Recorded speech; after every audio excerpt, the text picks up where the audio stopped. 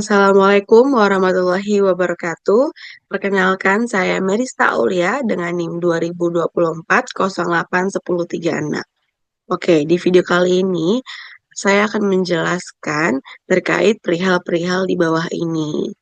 Berikut adalah soal-soal dari UTS mata kuliah Rekayasa Perangkat Lunak.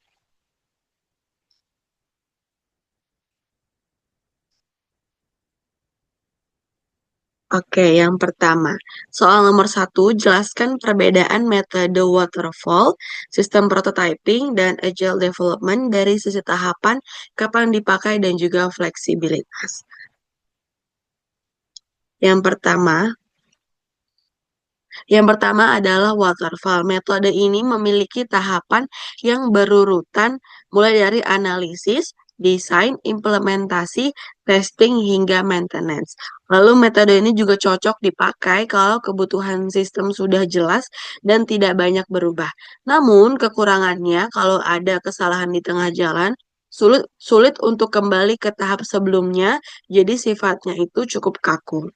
Lalu selanjutnya adalah sistem prototyping. Di metode ini kita membuat versi awal atau prototipe dari sistem, lalu meminta feedback dari para pengguna. Lalu metode ini juga cocok digunakan kalau kebutuhan masih belum jelas dan masih perlu divisualisasikan. Kelebihannya komunikasi antara pengguna dan pengembang jadi lebih aktif, walau di akhir bisa sedikit kaku kalau perubahan terjadi mendadak. Yang terakhir itu ada agile development. Metode ini bersifat iteratif, artinya analisis, desain, coding, hingga testing simultan dapat dilakukan berulang kali secara cepat, dan juga metode ini cocok untuk proyek yang dinamis yang sering mengalami perubahan kebutuhan karena agile development sangat fleksibel dan mudah beradaptasi. Lalu selanjutnya, sesuai dengan studi kasus yang dipilih, apa yang digunakan, dan jelaskan pertimbangannya kenapa dipilih. Oke, pada studi kasus saya, metode yang digunakan adalah sistem prototyping. Alasannya karena sistem penjualan alasannya karena sistem penjualan roti ini melibatkan banyak pihak seperti admin, sales, manajer, dan juga gudang. Nah, agar kebutuhan dari masing-masing peran ini bisa dipahami, metode prototyping ini membantu dengan cara membuat contoh sistem lebih awal. Dan dari situ pengguna bisa mencoba nih memberi masukan dan kita bisa memperbaiki sistem kita lebih cepat. Dengan begitu, hasil akhirnya bisa lebih sesuai dengan harapan para pengguna. Oke, selanjutnya saya akan menjelaskan hasil user story dan fitur dari sistem yang dikembangkan. Dalam sistem ini terdapat peran utama, yaitu admin, yang dimana ia membutuhkan fitur untuk mengelola produk, harga, dan data pengguna. Lalu ada sales, yang dimana ia membutuhkan fitur pencatatan pesanan dan perubahan order. Selanjutnya ada manajer, ia membutuhkan fitur untuk memantau pesanan dan juga melakukan approval. Lalu ada gudang, yang dimana ia membutuhkan akses untuk melihat alokasi stok dan juga mencatat pengiriman. Nah, dari kebutuhan tersebut, fitur utama sistem adalah sebagai berikut. Nomor 1, ada manajemen produk dan data pengguna. Yang dimana di sini admin bisa menambah, mengedit, dan memperbarui produk dan harga secara real time. Lalu yang kedua ada manajemen pengguna. Di sini admin dapat mengelola akun sales, distributor, dan pengiriman agar hanya pengguna terverifikasi yang bisa mengakses sistem.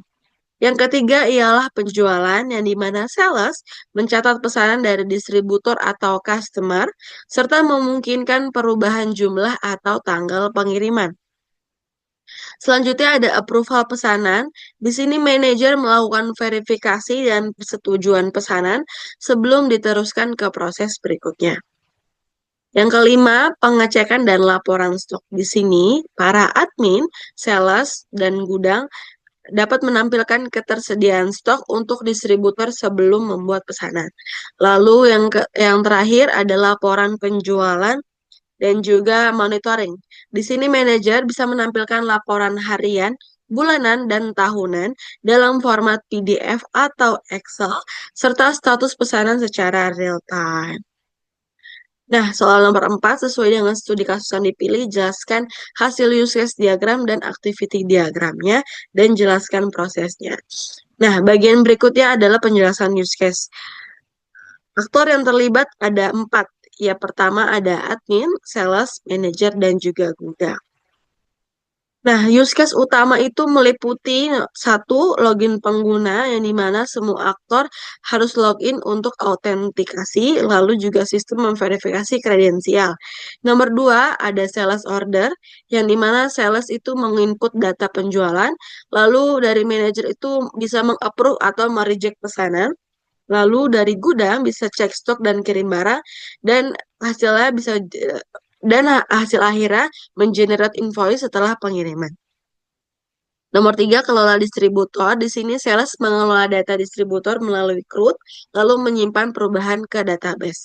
Selanjutnya ada laporan. Di sini laporan eh, apa ya, tergenerate menjadi laporan penjualan, lalu bisa diekspor menjadi PDF dan Excel, dan dari dashboard dan bisa melihat apa ya, dan dari dashboard bisa memonitoring secara real time. Lalu yang terakhir itu admin bisa mengelola produk dan juga mengelola data pengguna sistem. Nah, lalu untuk activity diagram, beberapa proses utama yang saya jelaskan adalah yang pertama itu login. Di sini user memasukkan username dan password, lalu sistem memverifikasi, lalu menampilkan menu sesuai hak akses. Nomor 2 ialah proses sales order. Di sini sales membuat pesanan, lalu manajer menyetujui, lalu sales memastikan pembayaran, lalu gudang mengirim barang dan sistem mencetak invoice. Nah, nomor 3, proses kelola distributor. Di sini sales memilih menu distributor, lalu bisa menambah atau mengubah data, dan sistemnya disimpan ke dalam database. Lalu proses generate laporan. Admin atau manajer memilih periode laporan dan sistem menghasilkan data dalam format PDF atau Excel. Dan yang terakhir ialah proses admin, kelola produk dan user, yang dimana admin bisa mengelola data master dan user sesuai kebutuhan. Sebagai penutup, dengan menggunakan sistem prototyping, saya dapat memahami kebutuhan pengguna secara lebih cepat dan mengembangkan sistem yang lebih sesuai dengan proses bisnis penjualan roti. Sistem ini membantu mempercepat pencatatan pesanan, mempermudah pengawasan stok, dan juga membuat proses penjualan jadi lebih efisien dan terintegrasi. Demikianlah penjelasan saya untuk ujian tengah semester mata kuliah Rekayasa Perangkat Lunak. Kurang lebihnya mohon maaf. Wassalamualaikum warahmatullahi wabarakatuh.